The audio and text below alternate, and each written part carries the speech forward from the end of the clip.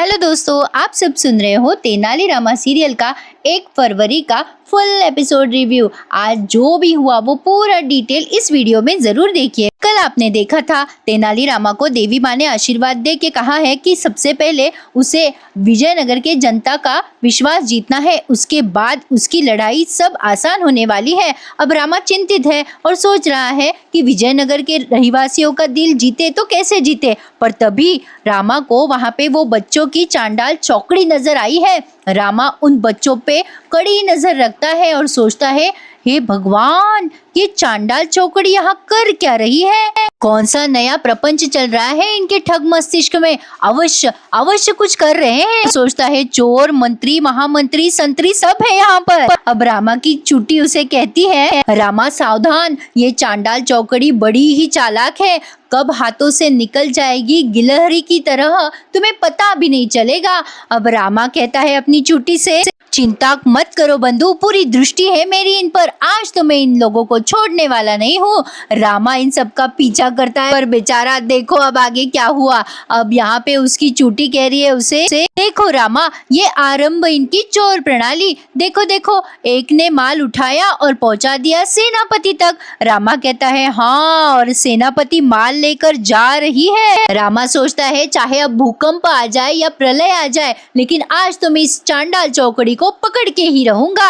अब देखो हाँ ऑडियंस, रामा अब इन बच्चों का पीछा कर रहा है, तभी रामा से कोई गृहस्थ टकरा जाते हैं, तभी रामा उनको क्षमा कहते हैं, तभी ये बच्चे वहां से निकल जाते हैं सब। लेकिन जो बड़ी बच्ची होती है ना, वो रामा के नजर से नहीं बच पाती। अब इस बड़ी बच्ची ने किसी एक वृद्ध महिला को सब्जियां और फल दिए हैं और कहा है अपना हिसाब पूरा, लेकिन वो वृद्ध महिला कोई और नहीं, ये तो रामा की अम्मा निकली है। हे भगवान, रामा अब अपनी अम्मा को देखता है और सोचता है, अरे अम्मा ये क्या कर रही हो? रामा अपनी अम्मा से बहुत क्रोधित हो गए हैं। अब आगे उन्होंने दिखाया है गिरगिट राज जंगल से जो वनस्पति तोड़कर लाए हैं, वो वनस्पति उन्होंने उनके रसायन में एकत्रित कर दी है, जिस वजह से उस रसायन से बदबू आना बंद हो गया है। अपने सारे कर्मचारियों को पूछते हैं कि अब बदबू आ रही है क्या, तब उनके कर्मचारी उनको सिर्फ ऐसे गर्दन हिलाकर नहीं ऐसा बताते हैं। आगे देखिए दोस्तों, आज मंत्री जी और तेनालीरामा को पता चल ही गया कि विजयनगर का असली दुश्मन यही है गिरगिट राज, पर कैसे पता चला वो जानने के लिए एंड तक की वीडियो जरूर देखिएगा।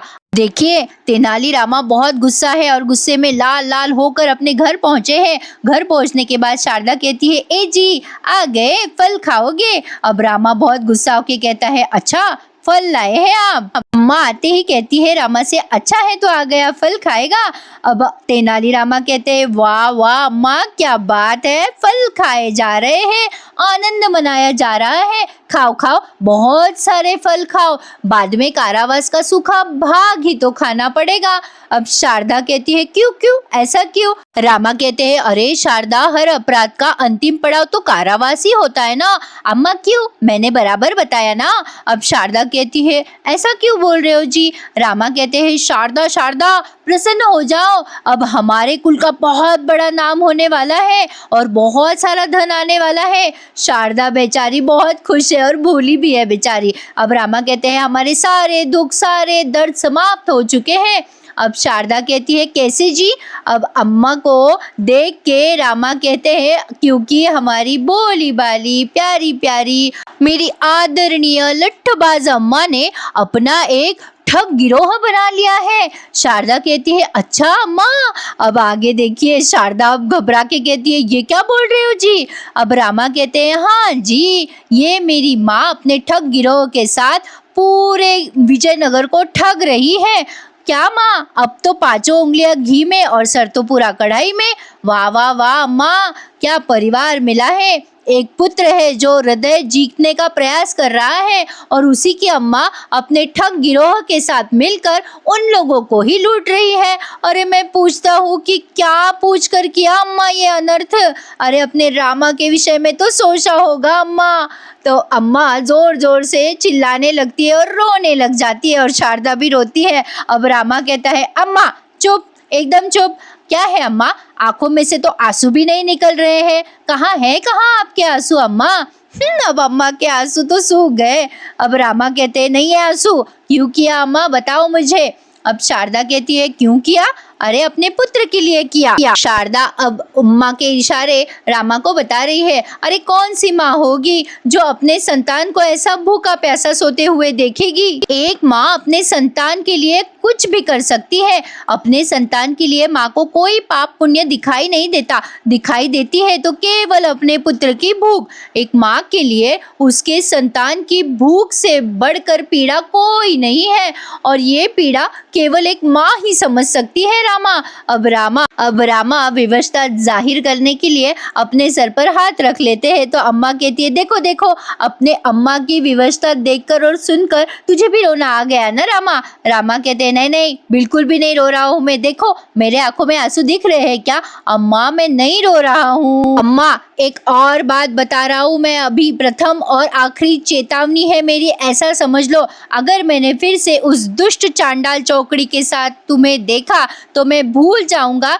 कि तुम मेरी अम्मा हो और मैं आपका पुत्र। सीधा मैं कोतवाली लेकर जाऊंगा और साथ साथ तुम्हें भी दंडित करवाऊंगा। फिर अम्मा कारावास की सूखी खिचड़ी ही खानी पड़ेगी। मेरे लिए विजयनगर के रहिवासियों का विश्वास महत्वपूर्ण है। मुझे महाराज के पास जाकर उन्हें विजयनगर के संकट के लिए आगाह करना है। हाँ, मुझे अब तुरंत निकालना पड़ेगा। अब तेनालीरामा सोचते हैं कि अभी जाके सब कुछ महाराज को बताना पड़ेगा, जो भी उनके साथ आप बीती हुई है वो सब कुछ। लेकिन महाराज तो इधर बैर बांटने में व्यस्त है, बेचारे अब इतना कष्ट करके वो बैर लेकर आए हैं, पर देखो उनकी रानियों को अभिमान और अहंकार हुआ है। महाराज की रानी कहती है आप हमारी इच्छा पूर्ति के लिए कुछ भी कर सकते हैं महाराज, आपने सिद्ध कर दिया। आप इस संसार के सबसे सौभाग्यशाली पति हैं, जिसे हमारे जैसी पत्नी मिली है। ऐसा कहकर वे हंसने लगती है, पर महारानी उन्हें कहती है अरे रानी, संभवतः आप ऐसा कहना चाहती है क्या कि संभवतः आप सबसे भाग्यशाली पत्नी है कि आपको महाराज जैसे पति प्राप्त हुए। तब ये रानी कहती है नहीं नहीं, सौभाग्यशाली तो महाराज ही हैं, जिन्हें ऐसी पत्नी मिली है जो इतनी सौभाग्यशाली है, जिनके पति महाराज हैं। इसलिए महाराज को हम पर गर्व करना चाहिए। क्यों महाराज, हम सच कह रहे हैं ना? अब महाराज कहते हैं हमारे विचार में ये सब छोड़कर आप दोनों को इस बैर पर अपना ध्यान केंद्रित करना चाहिए। केवल आपके इच्छा पूर्ति हेतु इतने परिश्रम से भेष बदल कर, इतना जोखिम उठाकर, इतने घने जंगल में जाकर अपने प्राण दांव पे लगाकर हम इस बैर को तोड़ कर लाए हैं। ये बैर प्रमाण है उस बात का हम आप दोनों से कितना अगाध प्रेम करते हैं। हम आप दोनों के लिए कुछ भी कर सकते हैं। संभवतः ये तो सिर्फ बैर है। अगर आप दोनों ने चांद तारे भी मांगे होते ना, तो वे भी हम आपके लिए तोड़ के लाते। अब हमें अत्यंत प्रसन्नता होगी अगर आप हमने लाए हुए बैर ग्रहण करें और हमें मुक्त करें। महाराज कहते हैं मतलब कि हमें अब यहाँ इस जगह से मुक्त करें। दरबार में सब लोग हमारा इंतजार कर रहे होंगे। तब रानियां कहती है अवश्य महाराज, लेकिन हमने ये बैर अभी तक उठा के नहीं खाए हैं, इसके पीछे कारण तो जरूर होगा ना। महाराज कहते हैं क्या कारण? अब रानियां कहती है वो तो आपको सोचना पड़ेगा ना महाराज, आप पति हैं, आपको समझना चाहिए। हम महाराज कहते हैं हम पति हैं, ज्योतिषी नहीं। महारानी कहती है हम समझाते हैं महाराज, आपने अभी अभी कहा ना कि आपने कठिनाइयों का सामना करके जोखिम उठाकर ये बैर हमारे लिए लाए हैं महाराज। तो अब महाराज कहते हैं तो क्या? अब महारानी कहती है महाराज, जिस प्रकार आपने अपना प्रेम हम दोनों रानियों के बीच में बराबर बराबर बांटा है, उसी प्रकार ये बैर भी तो बराबर बराबर ही बंटने चाहिए ना। आपका प्रेम कम अधिक हो गया तो अच्छी बात नहीं है ना महाराज। महाराज कहते हैं ये क्या कह रही हो आप महारानी जी, ये बैर ही तो है, इनमें कहाँ आप इतना गणित लगा रही हैं। उठाइए और स्वाद ले लीजिए। महारानियां अब कुछ बैर उठा लेती है, दोनों आमने सामने बैठी है। अब सम प्रमाण में वो दोनों एक दूसरे को बैर बांट रही है, लेकिन यहाँ पे तो गड़बड़ हो गई दोस्तों। दोनों भी रानियां एक दूसरे के सामने बैठी है और दोनों में सम प्रमाण में बैर बांट रही है, लेकिन हुआ यूं कि बैर बांटते बांटते सम प्रमाण में बैर बट तो गए, लेकिन आखिरी रहा एक बैर। लेकिन असली गड़बड़ अब हो गई। जो एक बैर रह गया उस बैर के लिए भी अब दोनों रानियां झगड़ने वाली है, क्योंकि वो बैर इस रानी को मिलेगा या उस रानी को। लेकिन महाराज अब समझ गए कि उनके ऊपर बड़ी समस्या आने वाली है। वो मन में सोच रहे हैं, गए काम से, बैर लाया था, इतना बड़ा बखान करने की मुझे कोई जरूरत नहीं थी, बैर दे के चला जाता। बैर ही तो थे, इन्हें लाने का इतना प्रयास किया, इसका बखान करने की मुझे कोई जरूरत नहीं थी, हो गया मेरा काम। अब एक ही बैर रह गया है, अब ये बैर मेरे लिए ढेर सारी समस्या खड़ा करने वाला है। क्या आप समझ गए दोस्तों? अब एक बैर कौन से रानी में बटेगा, इस रानी में क्या उस रानी में? ये बहुत बड़ी समस्या है, लेकिन इसका हल हमें कल ही देखने को मिलेगा। आगे देखिए, बहुत अच्छा दिखाया उन्होंने, और एक लाइक जरूर कर दीजिएगा मेरे एफर्ट के लिए, और चैनल भी सब्सक्राइब कर दीजिएगा।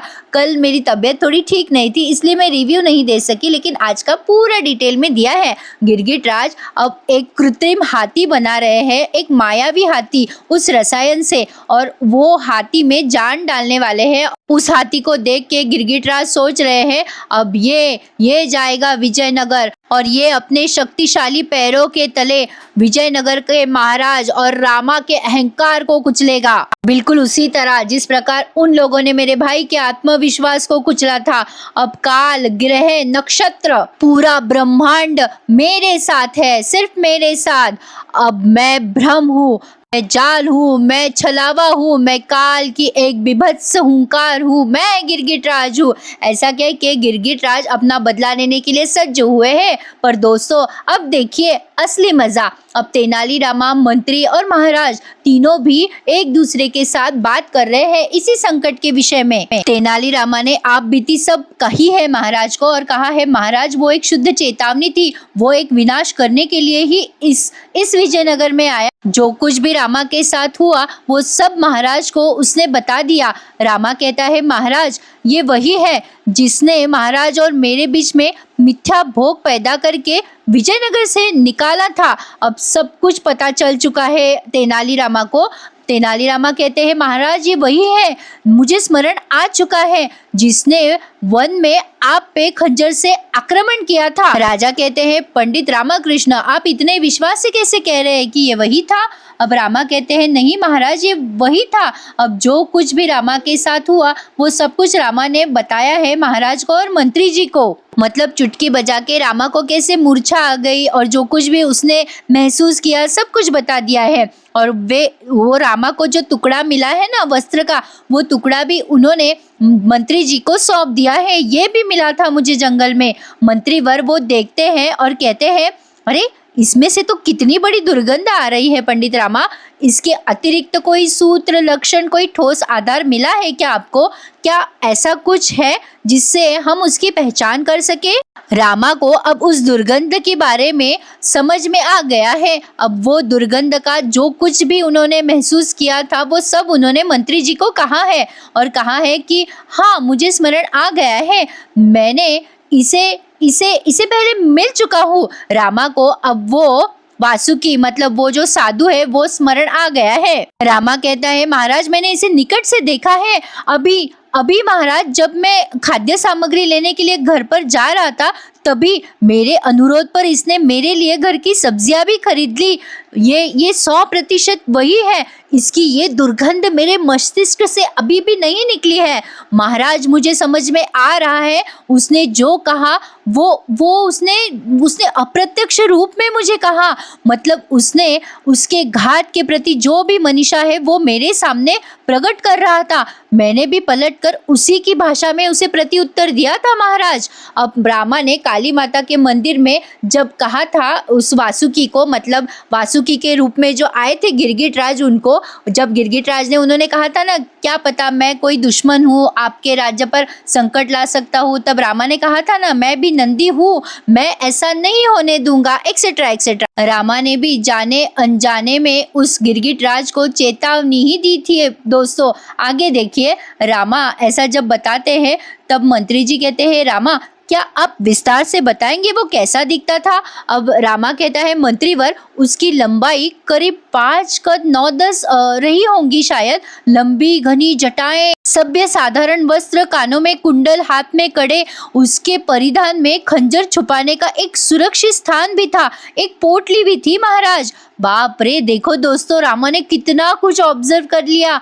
आगे रामा कहता है वस्त्र का ये भाग शायद उसी वस्त्र का भाग है जो उसने पहना था, जो मुझे महाराज के लिए जो खंजर आया था उसमें मिला था। रामा को महाराज कहते हैं, रामा, उन्होंने पल झपकते ही आपको ऐसे कैसे मूर्छित कर दिया? अब रामा कहते हैं वही तो समझ में नहीं आ रहा महाराज, वो कोई तंत्र विद्या थी, कोई छलावा था, कोई जादू टोना था, क्या था वही समझ में नहीं आ रहा महाराज। लेकिन वो एक सर्वसाधारण व्यक्ति नहीं है, ये बात तो सच है। वो जो भी था महाराज, वो अत्यंत भयानक था, मैं बहुत ही भयभीत हो गया था महाराज। मंत्री कहते हैं रामा, हमें ये समझ लेना चाहिए, हर एक वस्तु कोई वस्तु ऐसी होती है जो हमारे ज्ञान और हमारे बुद्धि से बहुत परे होती है। महाराज कहते हैं महामंत्री ठीक कह रहे हैं रामाकृष्ण, ईश्वर की ऐसी हर चीज के पीछे कोई न कोई गणित अवश्य काम कर रहा है। हमें बस उस गणित को सुलझाना है, उस अज्ञात व्यक्ति के चाल को समझना है। जो अब बोलते बोलते महाराज जी को कुछ याद आ गया और वो कहते हैं पंडित रामाकृष्ण क्या हो गया? अब रामा उस चुटकी में खो गए थे। अब रामा को वो पूछते हैं क्या हुआ, आप कहाँ खो गए हो पंडित रामा? क्या आप फिर से जड़ हो गए? अब यहाँ पे रामा कहता है चूड़ा। महाराज, उस समय वहां पर ऊपर कुछ था महाराज, जिस क्षण उसने मुझे जड़ किया ना, तब ऊपर कुछ था, जैसे छोटे छोटे रतन के कणों में बिखरा किसी पदार्थ के बादल जैसा कुछ था महाराज, चूड़े के बादल जैसा, जैसे कोई रसायन हो, कुछ तो था महाराज। मंत्री जी कहते थे इसका अर्थ क्या है रामा? अब रामा कहते हैं इसका अर्थ ये है महाराज, ये माया का छल नहीं, ये उसके युक्ति का छल है महाराज। वो चुटकी बजाकर वायु में एक रसायन छोड़ता है, उसके प्रभाव से जो होता है वो लोगों को उसकी मायावी माया लगती है। मंत्री कहते हैं अच्छा, तभी वो जब चाहे तब विजयनगर में प्रवेश करता है और यहाँ से बिना पकड़े ही निकल जाता है। चुटकी से निकले रसायन का माया जाल खेलकर, मतलब होता है ना क्लोरोफॉर्म कहते हैं हम उसे, ऐसा कुछ है दोस्त। महाराज कहते हैं मंत्री जी, क्या आपको ऐसी कोई व्यक्ति के बारे में स्मरण है जो उसके हाथ में ऐसे रसायन फैलाता है? तब मंत्री जी कहते हैं हाँ महाराज, जी महाराज, पहले भी ऐसी एक घटना घटी थी, मतलब ऐसी ही मिलती जुलती घटना। ऐसे ही विजयनगर में पहले भी किसी ने ऐसे रसायन का इस्तेमाल किया था। विजयनगर के रहवासियों को कुछ समझ में नहीं आया था, तब उसी रसायन का लाभ उठाकर वो विजयनगर में प्रवेश भी किया था और वहां से निकल भी गया था। अवश्य ये वही है, निश्चित रूप से ये वही है। आँख मैं अभी भी भूला नहीं हूँ महाराज, वो पत्थर वाली क्रूर आँख। महाराज कहते हैं हमें भी नाव का स्मरण हो रहा है मंत्री जी, वहां भी उसने निश्चित रूप से ही अपने शरीर को ऐसे रसायन से सुरक्षित किया हुआ था, अपने शरीर को, जिस वजह से नाव में से आने वाली लपटें भी उसे सुरक्षित रख रही थी। देखने वाले को ऐसे लग रहा था कि आने वाली ये आग की लपटें उसे कुछ नहीं कर रही है। अब मंत्री जी कहते हैं हाँ महाराज, उस समय कुछ समझ में नहीं आ रहा था, लेकिन अब समझ में आ रहा है। तीनों घटनाएं आपस में जुड़ी हैं। किंतु तब अब रामा कहते हैं किंतु क्या महाशय? अब ये मंत्रीवर कहते हैं आपसे जब वो मिला वो अलग रूप में था, और जब हर प्रकार वो कर रहा था तब उसका रूप हर बार विभिन्न था, और उसने विजयनगर में प्रवेश किया तो उसी रूप में वो था जिसमें वो आग की लपटों में था, और उसकी वो एक आग, पत्थर की नीरस बेजान आग, क्रूर आग, उसे मैं अभी तक भूला नहीं हूँ महाराज। महाराज कहते हैं मतलब वो अच्छी तरीके से जानता है कब कहाँ कौन सा रूप लेना है, मतलब वो बहरूपिया है और अच्छे से शातिर चाल चल रहा है। मात्र ये है कौन, ये चाहता क्या है, क्यों आया है यहाँ पर, विजयनगर पर ऐसी घातक मनीषा क्यों रख रहा है, ये इतने अचरज का विषय है। विजयनगर जैसे राज्य की दक्ष सुरक्षा प्रणाली भी उसके घातक उद्देश्यों के बारे में कुछ भी जान नहीं पा रही है। रामा कहते हैं हमारा सामना एक ऐसे शत्रु से है जो एक रसायन विशेषज्ञ है, दृष्टि भ्रम पैदा करने में, महारथ प्राप्त करने में एक छलावा है महाराज। दृष्टि भ्रम पैदा करने में एक महारथ प्राप्त, ऐसा जिसको आज तक किसी ने नहीं देखा है, जो होते हुए भी नहीं है, जो दिखता है वो है ही नहीं, जो अपने संपूर्ण रसायन शक्ति के साथ विजयनगर के विरुद्ध खड़ा है। वो नहीं जानता वो क्या करने वाला है, किंतु इतना तय है महाराज कि वो जो कुछ भी करने वाला है वो बहुत बड़ा विनाशकारी होगा महाराज, बहुत बड़ा विनाशकारी। देखिए दोस्तों, रामा ने कैसे पहचान लिया गिरगिट राज की मनीषा क्या है, तो रामा इसका हल अपनी बुद्धि और परिश्रम से जरूर देंगे। आगे आगे देखिए होता है क्या। यह एपिसोड यहाँ पे समाप्त हुआ है। आगे के प्रोमो में उन्होंने दिखाया है कि महाराज जी का मुकुट ही चोरी हो गया। महाराज जी क्रोधित है और कह रहे हैं मेरा मुकुट चोरी हो गया, ऐसे कैसे, वो भी हमारे राज्य से। अब तथाचार्य जी कहते हैं आपका मुकुट ही नहीं चुराया है महाराज उस चोर ने, समस्त सिर्फ राज मुकुट ही चोरी नहीं हुआ महाराज, किंतु आपके राजघराने की मान मर्यादा सब चोरी किया है उन चोरों ने। अब महाराज जी तय करते हैं कि उन चोरों को ऐसी ऐतिहासिक दंड मिलने वाला है कि उसके पश्चात कोई भी हमारे वंश पर उंगली उठाने के लायक ही नहीं रहेगा। अब उन चोरों को दरबार में हाजिर किया जा रहा है और वे चोर कोई और नहीं, ये बच्चों की चांडाल चौकड़ी है। रामा उन्हें देख के भयभीत हो जाता है, इन बच्चों की इतनी बड़ी मजा। लेकिन अब रामा बेचारा थोड़ा टेंशन में भी है क्योंकि उसकी अम्मा भी इनमें शामिल थी। आगे आगे देखिए दोस्तों होता है क्या। कैसा लगा आज का एपिसोड मुझे कमेंट करके ज़रूर बताइएगा। अच्छा लगा हो तो चैनल ज़रूर सब्सक्राइब कर दीजिए। अब हमारी मुलाकात सोमवार को होगी, तब तक के लिए happy weekend to all of you. धन्यवाद।